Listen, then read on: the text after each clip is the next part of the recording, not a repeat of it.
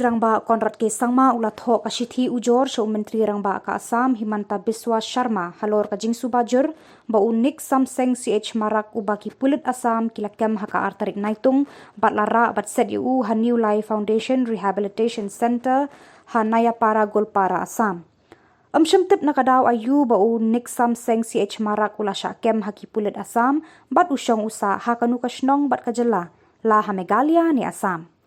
Tang hadian arsengi ba unik samseng CH Marak ula syak set hakani ka ketem la subajur ba ula syak penyap dosmon bat kamet ka phat jung u kaladap daki dien dung dien bom bat lalap ya ka dien thang da ka ding ya ka khmat jung u katemo ka sengkai bat ki kejat la shem ba kilamong bat mensaulut na ka jing syak dung daki kenja tari banep u Konrad K. Sangma hakasithi ujor ba ula tho sya u Himanta ula ong ba kadon ka jing suba ka bajur ba uni urang ba ula syak tango dusmon hadu ba undayap kat ba udang syaset ha kani ka ketem.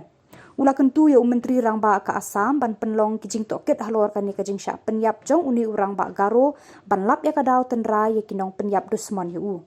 Ula ya thuru ba ki bahiyeng hasem jong uni urang ba kila ujor FIR halor kani ka jing yap jong uni urang ba.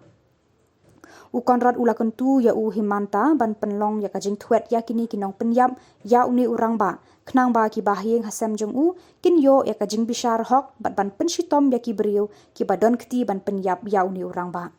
Ha Assam ka sorkar kalajer kerteng ya ki patok da ki kentien ki ba jam jai kum ki rehabilitation center.